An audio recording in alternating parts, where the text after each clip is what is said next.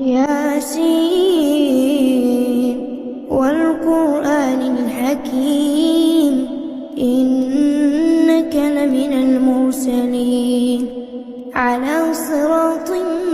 مستقيم تنزيل العزيز الرحيم لتنذر قوما ما أنذر آباؤهم فهم غافلون لقد حق القول على أكثرهم فهم لا يؤمنون إنا جعلنا في أعناقهم أغلالا فهي إلى الأذقان فهم مقمحون وجعلنا من بين أيديهم سدا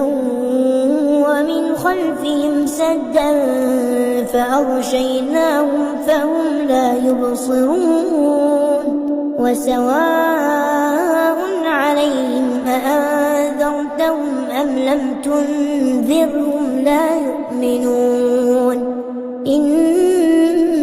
إنما تنذر من اتبع الذكر وخشي الرحمن بالغيب فبشره بمغفرة وأجر كريم إنا نحن نحيي الموتى ونكتب ما قدموا وآثارهم وكل شيء أحصيناه في إمام مبين واضرب لهم مثلا أصحاب القرية إذ جاءها المرسلون إذ أرسلنا إليهم 2 فكذبوهما فعززنا بثالث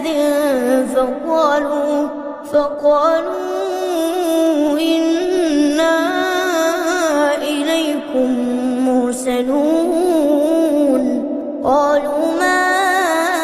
أنتم إلا بشر مثلنا وما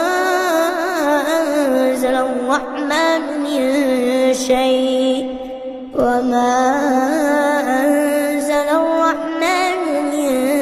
شيء إن أنتم إلا تكذبون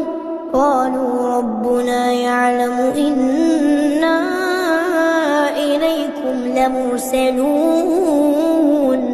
وما علينا إلا البلاغ المبين قالوا إنا تطيرنا بكم لئن لم تنتهوا لنرجمنكم وليمسنكم منا عذاب أليم قالوا طائركم معكم فإن ذكرتم بل أنتم قوم مسرفون وجاء من أقصى المدينة رجل يسعى قال يا قوم اتبعوا المرسلين